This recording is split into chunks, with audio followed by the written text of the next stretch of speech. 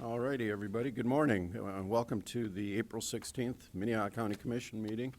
Appreciate you being here. We will stand for the Pledge of Allegiance.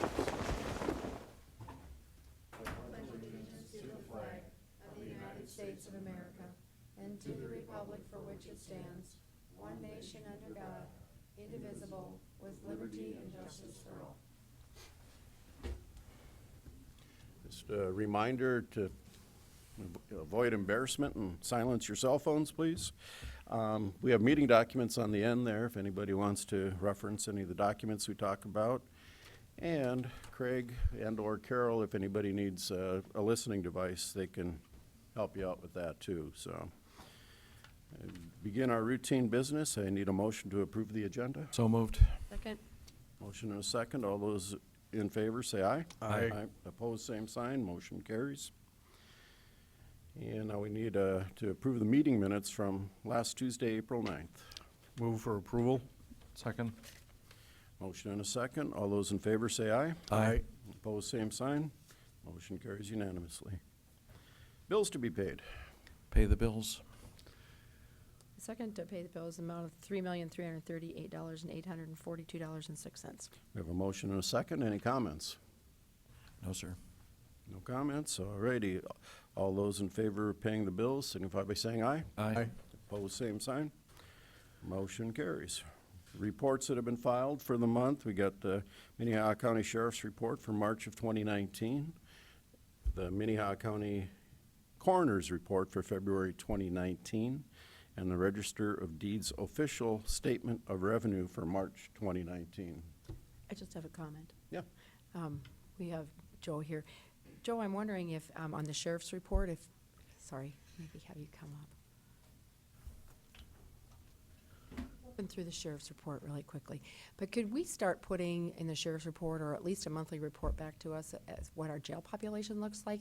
Before we built the jail, we had a weekly email or whatever that told us what the jail population was and where we had prisoners at and stuff. And we kind of quit doing that after we built or started the building project. And I think it would be nice for us to know kind of where we're at as we're moving forward and getting closer to opening another building and stuff. So I don't care if it goes in the monthly report or if it just comes back.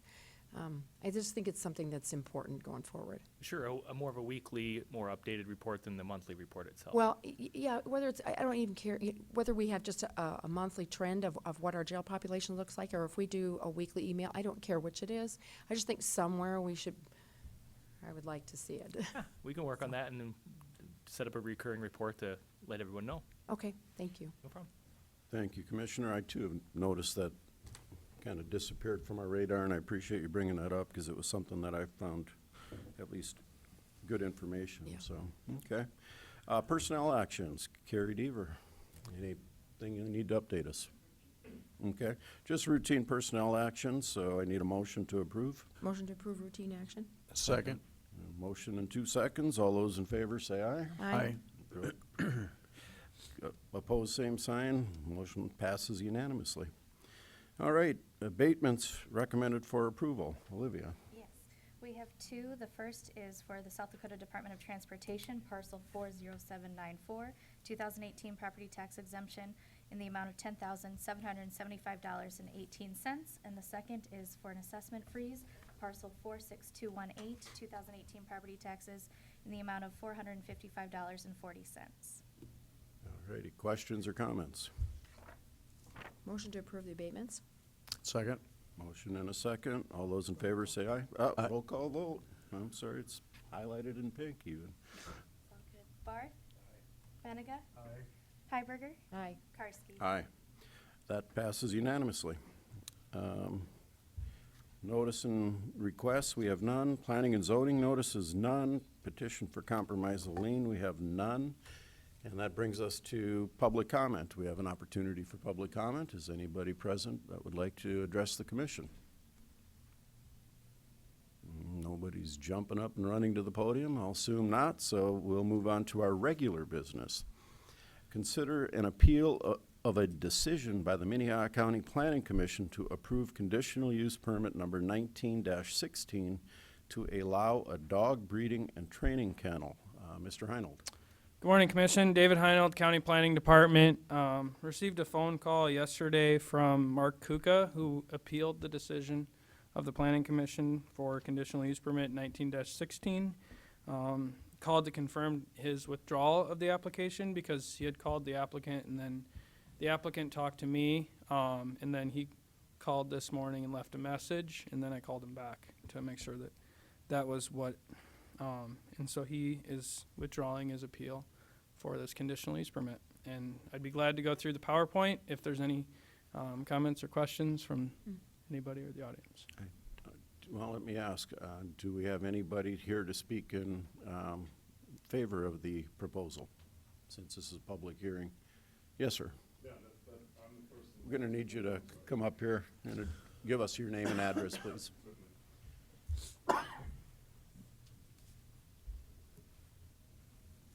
My name is Steve Kilman.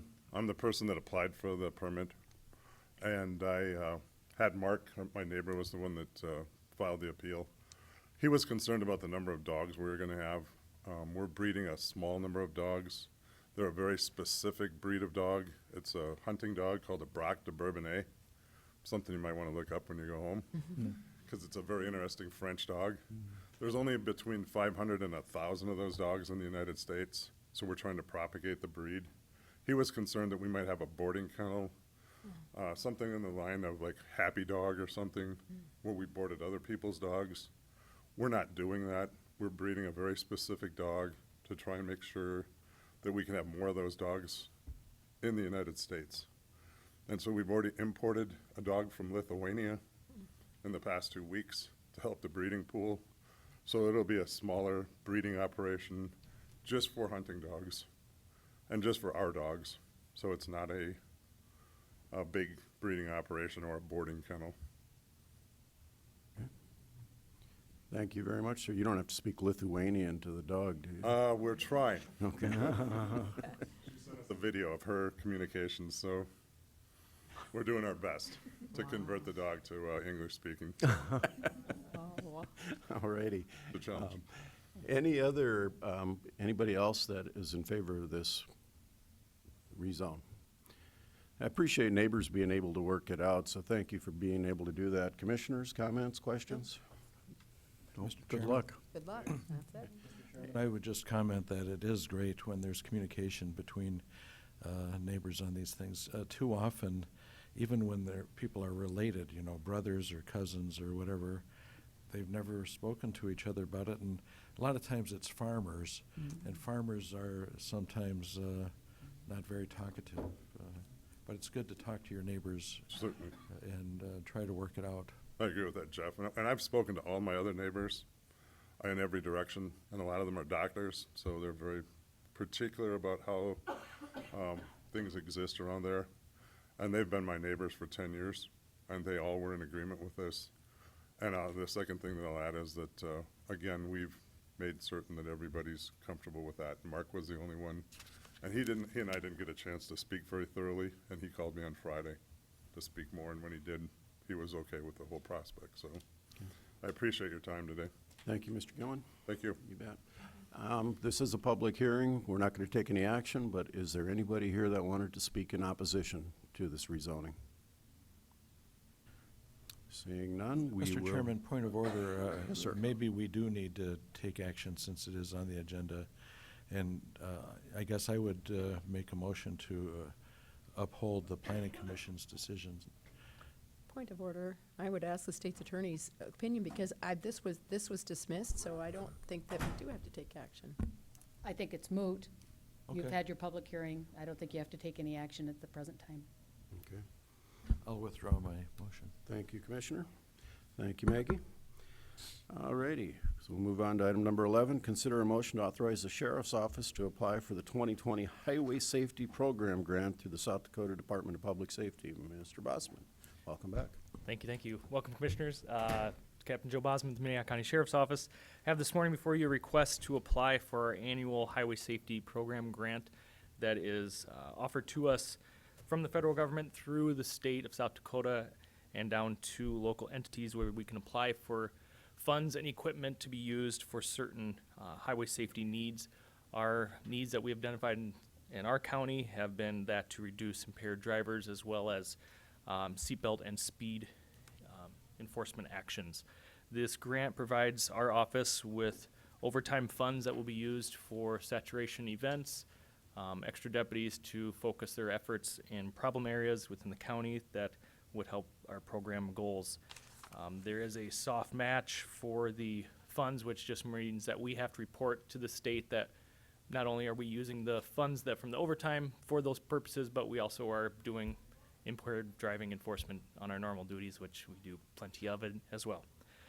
So if these funds being awarded would start October 1 of 2019 and go through September 30 of 2020. We complete quarterly reports to the state, and then they in turn reimburse us for our overtime funds.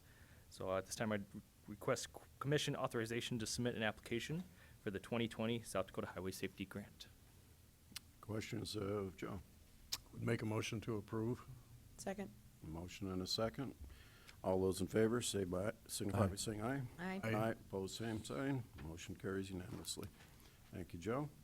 Okay, again, authorize the Sheriff's Office to submit an application for the fiscal year 2019 State Criminal Alien Assistance Program grant funds.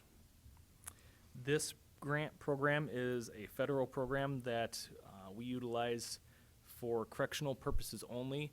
What it is it's a grant that we can apply and provide information to the federal government based on individuals that we have housed in our jail who have no formal documentation or their alien status is not available.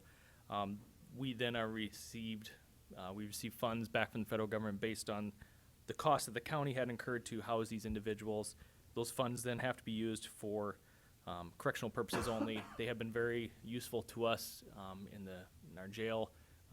Past uses have been the implementation of a full body scanner. We're using it towards some of the other little smaller projects to help the new jail get up and running. So this is a federal fiscal year 2019 program that we would like to submit an application for. Questions? Motions? Motion to approve? Second. Motion and a second. All those in favor signify by saying aye. Aye. Opposed, same sign. Motion Thank you. carries unanimously. Thank you. All righty. Consider bid results and award recommendation for project MC 1604 and authorize the chairperson to sign an agreement with Double H Paving, Inc. for Highway 137 reconstruction. Surface bids were opened on April 3rd, 2019. Mr. Boothie. Good morning, Commissioners. DJ Boothie, Highway Superintendent. As Commissioner Karski said, we received bids on April 3rd for the Highway 137 reconstruction project. It's the second construction phase of this project that we will be undertaking. The first phase was doing all the grading work and preparing the road bed, and the second phase being the paving portion of the project. It's just over 6 miles of County Highway 137 between County Highway 110 and County Highway 122.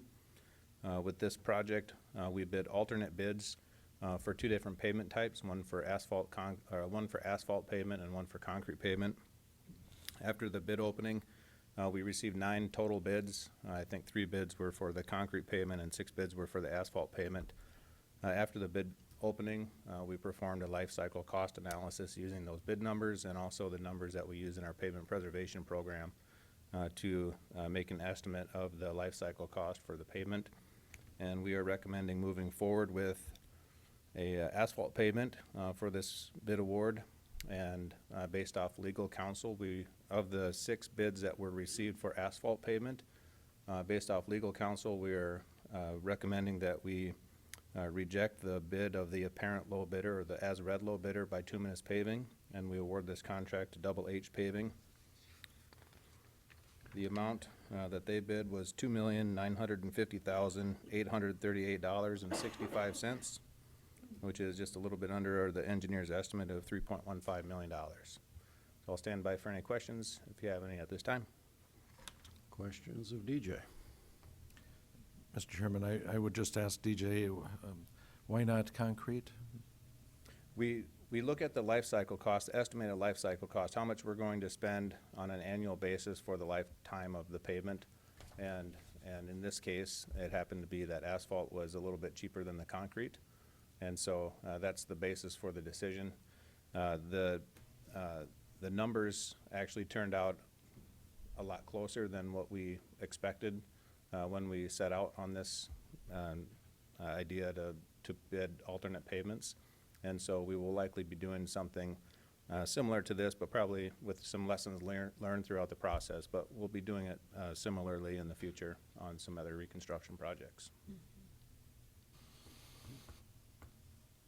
Other questions, comments, motions? Just a comment and then make a motion to approve. Just a comment that they're hoping to have this completed by August 23rd, and this is a project they started last year north of Crooks where they tore up the whole road, and it's been gravel for the winter. And so I'm sure those people will be happy to have their road back, but into August. So Very. I'd make a motion to approve. Second. Motion and a second. We need a roll call vote on this one. Benega. Aye. Hiberger. Aye. Barth. Aye. Karski. Aye. Motion passes unanimously. Thank you, Commissioners. That brings us to our liaison reports. Any liaison reports, Commissioners? Commissioner Heiberger. I have several. Last week, I did a facilities tour with Craig and Mark from Facilities. I hadn't actually done some of the walkthroughs since I started here about 8.5 years ago. So it was very interesting to just see where we're at and what's going on. We're going to do another one because we didn't get through everything. I will commend the facilities because the areas that I walked through were incredibly clean. I said, do you guys have a great big huge floor machine that mops floors? You know, I know they have in a lot of business. He says, no, he said, we just keep it this clean. And when I walked into their tool rooms, their tools are all organized and very neat. And it's very impressive. Every corner I went into was incredibly clean and well organized. And there's a lot of stuff to take care of around here. So that was an excellent tour. And when we do the next one, we'll put it out again. And if anybody's got time to come along to do some of the stuff we didn't complete, just to finish it up. We went for probably an hour and 15 minutes, Craig, and saw a lot of stuff. So this last week I met with the library. I'm the library liaison this week. And one of the things that she brought up was the exterior on the Crooks building needs some renovations. It has not had anything done to it since we built, well, we didn't build it, the city of Crooks built it many years ago. So she'll be talking with Carol and with the auditor's office in the future. The money to do the exterior update or facelift or whatever would come out of the levy that's comes from the county. It would not have anything to do with the city's amount that they pay for libraries, but it would come specifically out of the levy that we already have. And it wouldn't be a project for this year. It would probably be, it's kind of like on the wish list and maybe next year or the year after. And they would use some of the dollars from that levy in order to do some updates to the outside of that building. And then also we talked about just the importance of trying to inform rural residents of the benefits of having a library card. You don't have to go to the library to use a library card. There are a lot of things online, and we're really trying to figure out a way to get more rural residents to understand. She has a great big huge map of the whole county, and it pinpoints where people are that have library cards that are actually using them and checking out books because they can tell. And there would be areas where there's hardly anybody in that whole area using a library card. And so I think just the importance of letting people know there's a lot of stuff online now that you can use your library card for. And you don't have to go to a physical building, and we're paying for it as rural residents. So, And how much is a library card? if you bought a library card because you weren't a Sioux Falls resident, I think it's between $65 and $70. With the tax, what it costs Minnehaha County residents with the levied tax is about $30 to $35. So you're already paying for it, and the taxes that you're paying, all you gotta do is go get a library card and start using the services. You can stream, you can get books online, you can stream movies online, you can do music. There's a lot of different things you can do. You just gotta look into it. I guess my point is the card itself is The free card if itself you're a is taxpayer, free. The as a card itself taxpayer. is free if you're a taxpayer. Although you pay for it in your taxes, you might as well have it. Yeah. So, then I visited with the 4-H department too, and nothing really new with them. I just, finishing up some of the fall projects that they had. March is a very busy month for them and getting ready for summer 4-H projects. 2 weeks ago, I was in Maryland for a MacArthur Grant Policy Workshop. We got the Justice and Safety Grant this last year to work on some justice and safety things, and so it was a meeting of state and local people from both Minnehaha County and Pennington County, and we worked on different projects. One of them was, the county project, so Pennington County worked on their project, Minnehaha County worked on their project, and then with the state project, Minnehaha County, we worked on some of the triage preliminary stuff, which Dean Karski is the liaison for. And then on the state level, we worked on data and how we're going to use the data that's being collected and how can we collect more data and how we can disseminate it. And we had one workshop on how HIPAA is not preventive, like many people think, for sharing data, and that we can actually share data much easier, and there shouldn't be as many roadblocks as we're throwing up. And so we gained some valuable information, and with the state partners that were there, we will have a few more meetings to start working through how we can start using data more useful for all of us in the criminal justice side and the medical side, or whatever, how they intersect mental illness, because there was a lot of mental illness stuff on this group too. So that was a really good workshop, learned a lot of things there. And then just to let you know, I've been on jury duty for the month of April, and I've been there the last 2 weeks, sitting for a few hours, and I will tell you that the UJS runs a very good, they do an excellent job. They keep you very informed, they're very polite, they are very cognitive of the time that you're spending. In the cases that we had, I didn't actually sit in any cases yet, but I did sit there for half a day as we went through the jury process, and it was very, very interesting. So if you get an opportunity and haven't done it, I would encourage everyone just to exercise your civil right or responsibility and do it, because it's very interesting. So that's all. Oh, I do have one more, sorry. Please. This next week, the State Mental Health Criminal Justice Oversight Board will be meeting in Chamberlain, and I sit on that state board. And also the South Dakota Association of County Commissions Board of Directors will also meet this next week. We missed our convention this year because of one of our many spring blizzards, and so we'll be making up that time this next week. So, Mr. Chairman, I'd like to comment on the library issue. Please. I think we were all at the township meeting where a prominent member from Logan Township, I believe, complained that we have a tax line on our bill, on our property tax bills, to support the libraries, which are maybe not needed, but we don't have one for ambulance, which definitely is needed. And I think that that whole issue is, we passed the small stipend for the libraries years ago, and certainly they've had the opportunity to pass an ambulance tax as well.